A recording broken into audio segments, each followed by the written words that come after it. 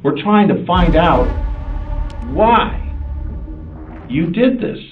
I would never hurt Haley or do anything to her. This is 20-year-old Haley Rathgeber. She is briefly seen here entering her friend's car and driving off. This may seem like an ordinary night, but this footage captures the last moment Haley would ever be seen alive. Just 8 hours later, Haley's body would be found in a parking lot of a soccer field. Authorities are considering this death suspicious, and because of that, a death investigation has begun. When detectives first arrived on the crime scene, they didn't find a single piece of evidence that could help their investigation.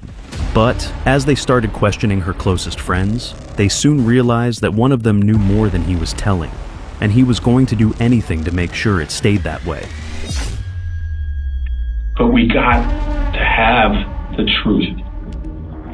You got to tell me. There had to be somebody else involved. I really don't know who. It is 2017. Haley Rathgeber is a 20-year-old nursing student at the University of Southern Indiana. Being the oldest of 3 sisters, Haley always helps her mother around the house whenever she can. There's, so many pictures of her holding the baby sister, and just taking care of them. Yeah, she's always leading the way. She was always definitely what you picture an older sister being like, the big protective, don't mess with my sisters or I'll come at you type sister.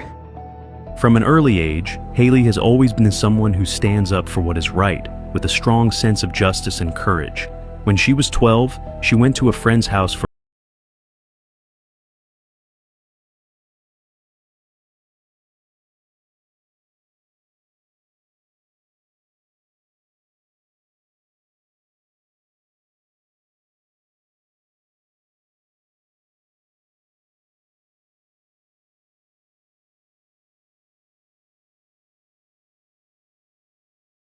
the weak, the less fortunate. At college, she begins a relationship with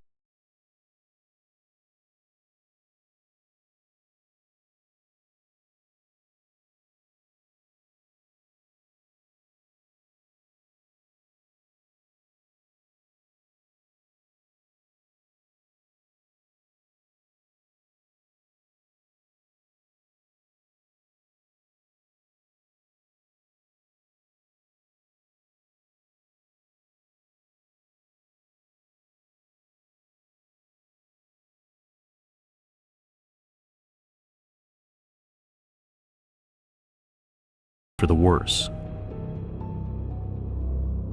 In the early hours of April 24th, 2017, the police receive a distress 911 call, reporting a dead body lying in the parking lot of a soccer field. I was out to the scene within 20 minutes of the discovery. The streets have been blocked off with police tape. In this area, we don't have a lot of violent crime. I was in shock to see the young lady's body in the parking lot where she had been left. Next to the motionless figure lies a blue towel, the sole clue left behind apart from the body. The suspected cause of death seems to be a gunshot wound to the head. Blood pools around the victim, but the murder weapon is nowhere to be found. The search fanned out from the body at that point. We searched that entire area looking for shell casing, looking for projectile, looking for the gun. At the moment, detectives have no way to identify the victim because no wallet is found nearby. We didn't know who she was. There was no identification, no phone, nothing laying with her at that time to help us identify her. Fortunately, they spot distinctive tattoos on her skin, which provide a crucial clue. They capture images of the area and analyze the scene further. We believe that she was at ease with whoever shot her, that she was not expecting to be attacked. We wondered whether this was a robbery. Was this a drug deal? Was this a lover's quarrel? What was this? In no time, the case grabs the attention of every major news station, dominating headlines everywhere. The entire community grows anxious, worried about their safety, knowing the person responsible is still at large and might strike again. All we knew was that there was a young female who had been found at the Alcoa soccer field, and they kept saying it was suspicious. Haley's mom soon discovers the shocking news while scrolling through Facebook.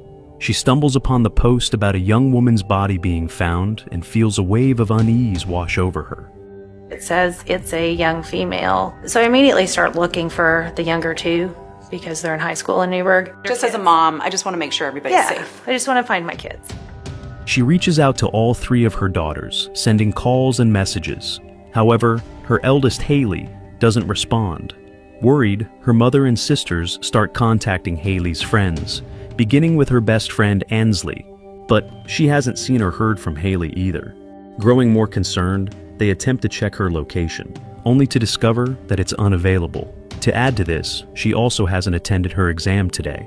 It's not like her to miss class, not like her to have her phone turned off. It's not her, can't be her. It's just something unimaginable. So I contacted a police detective I knew from Evansville and asked, hey, I can't find Haley. Do you know anyone in Warwick County? I get a text message that says, I need pictures of her tattoos. Detectives then visit Hawley's Facebook profile and scroll through her pictures. Among the photos, they spot a tattoo that catches their attention. It's identical to the one discovered at the crime scene, confirming the identity of the victim. I've lost a child, and that's an unbearable pain. And then to find out how was even worse. It didn't make sense. Nothing was the same after that. Nothing. The police crawl through the crime scene on their hands and knees, using scissors to trim the grass, searching for a shell casing. But their efforts turn up nothing. After 6 long hours of investigation, with no new leads, the FBI is brought in to take over the case. So the first thing I always ask for is the cell phone records of the victim.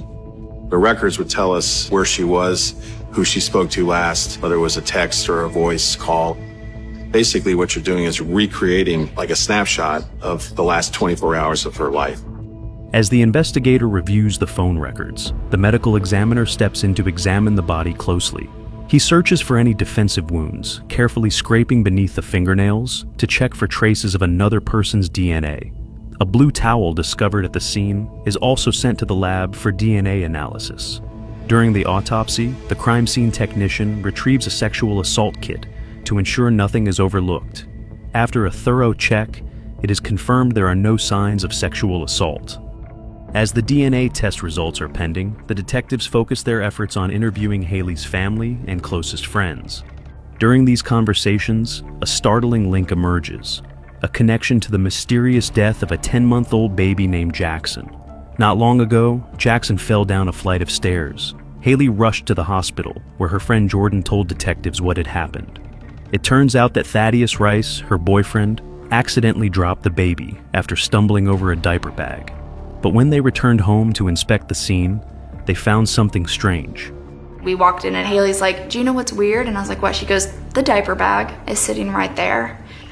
It didn't look like the diaper bag had fallen down the stairs like what that had said. After 2 days in the hospital, Jackson passed away. In the days that followed, Haley wrestled with the decision to share her suspicions with the authorities. Thaddeus is known in the community for his shady dealings, and Heather believes he might be connected to Haley's death. I just felt like, he was looking at some pretty serious charges. If I had to think of people who had reasons to hurt her, that would have been number one. Then, a day after Haley's murder, someone sends Heather a Snapchat video. In the video, Thaddeus can be seen waving a gun. At this point, she is sure he did it. On the night of the murder, detectives find the messages between Thaddeus's girlfriend, Jordan, and Haley. In them, Haley writes she's going to pick up a wallet from their house. Following this, the investigators decide to interview Thaddeus and Jordan. We brought him to the sheriff's office for questioning, but Thaddeus had been questioned a couple of weeks earlier in an investigation, and he was a possible suspect, but didn't talk, and he invoked his right to an attorney at that time.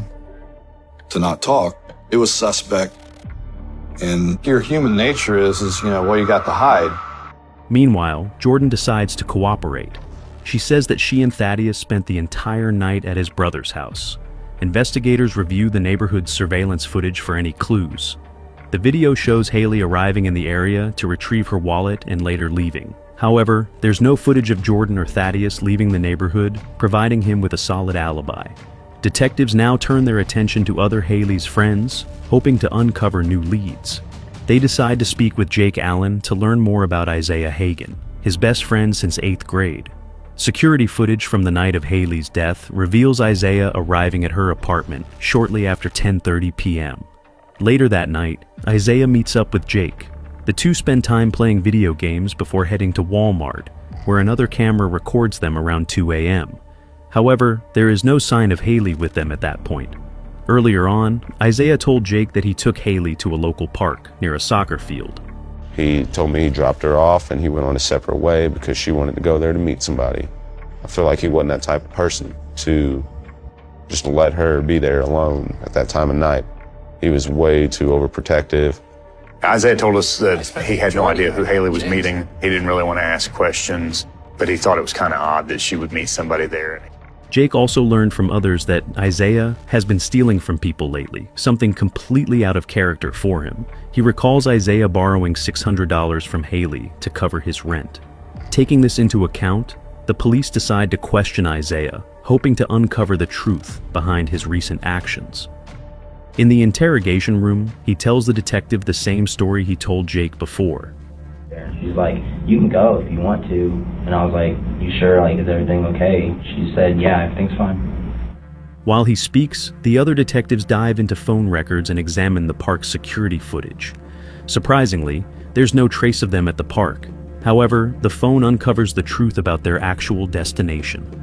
We saw him leave her apartment complex on surveillance video. The cell phones are traveling, hers and his cell phones are traveling together, and they're traveling straight to this location, right here to the soccer fields. Her cell phone goes dark while they're here, and it remains dark. His cell phone stays on, and we see his cell phone leave here and go back to Evansville. Around 11:25 that night, Haley's phone shot down at the soccer complex. Not long after, Hagen's phone is detected leaving the same area. At about 3 a.m., Haley's phone suddenly comes back online. This time, its signal lights up at the same cell site covering the park where she is eventually discovered. From there, the phone's signal shifts, tracing a path toward the southwest side of Evansville. When the detective confronts Isaiah with this information, he offers an explanation of his own. I want to apologize and say that the reason I was leaving that out is because, I was scared. I saw it in the road. I saw her phone. After this, he claims he throwed the phone out of the car. The detective finds this suspicious since, by morning, he sent her a message asking if she is okay, even though he knew she couldn't possibly have received it. It does not make a damn bit of sense. We're trying to find out why you did this. Why? I would never hurt Haley or do anything to her. At 3:30 a.m., the investigators reluctantly release him, unable to find any evidence linking him to the crime.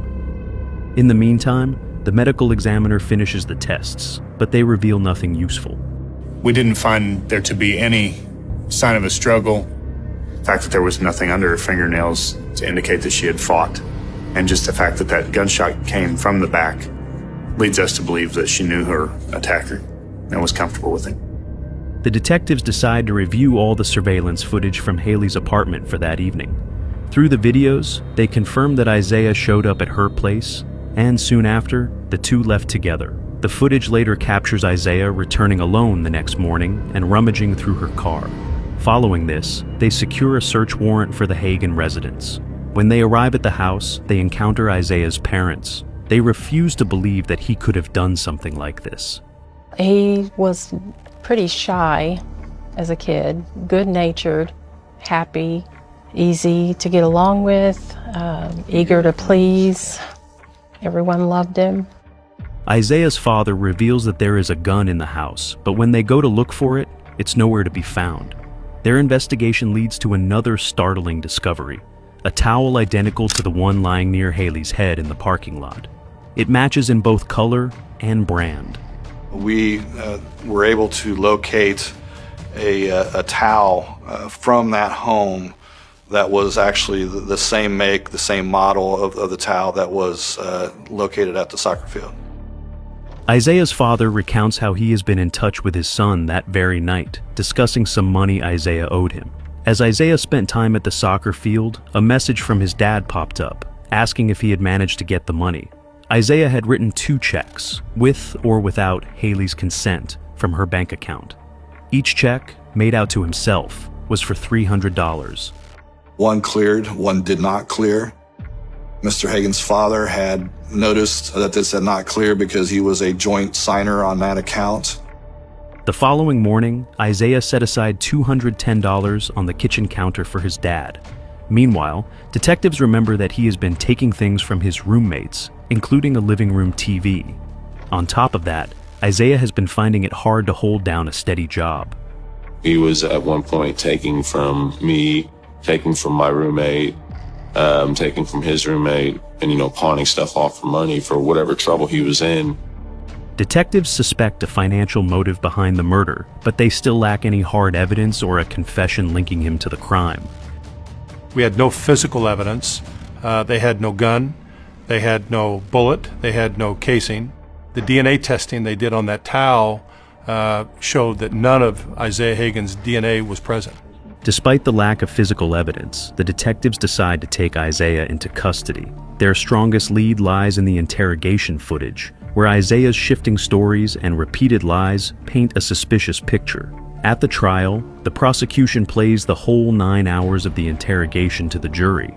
On the other side, the defense team emphasizes the lack of evidence and points to Thaddeus Rice, the man Haley suspected of killing 10-month-old Jackson. They suspect Haley may have known information about the suspicious death. He and Jordan were the last 2 people to see Haley other than Isaiah, we believe. The defense also points out that Haley's cell phone stops transmitting a signal just before 11:30 on the night of her death. Hours later, it turns back on around 3:30 a.m. and pings a cell tower near the soccer field. By then, the phone is moving through the area, far from Isaiah Hagen, who remains miles away in a completely different county. The police and prosecutors suspect she was killed before Isaiah left the soccer field. They doubt his alibi since she was already dead by that time. As the trial goes on, it seems Isaiah might escape the accusations. I was at the point where I was prepared for him to be walking the streets. We knew that we did not have enough evidence to convict at that point, but that's why you go to the end. But when his mother steps forward to testify, everything takes an unexpected turn. I don't specifically remember what question was asked, but the answer that she gave was that Isaiah had told her that he had shot Haley and had done it accidentally. With those words, everything changes. Instead of standing up for her son, she directly accuses him, leaving everyone in the courtroom stunned. The defense team sits frozen, struggling to process what they just heard. The judge immediately orders a recess, instructing everyone to leave the courtroom. Once the session resumes, the defense wastes no time in calling Donna Hagen back to the stand, determined to convince the jury that she cannot be trusted. On cross-examination, she admitted that she believed that if the jury heard that Isaiah said it was an accident, then they couldn't convict him of murder. But I think it goes back to we have no other significant piece of evidence that's compelling. The defense makes its final statement, presenting their arguments one last time to the jury. It takes only a few hours before the jury comes back, their verdict clear. Isaiah is found guilty on all 4 charges, including the murder. That's the most relief I've felt since forever, was just to get justice for her. I was in disbelief and just devastated. I know this isn't right. I know this isn't right. In the end, the judge sentences Isaiah to 60 years of jail time. I don't think that any amount of time is going to change what happened. It's not going to bring her back.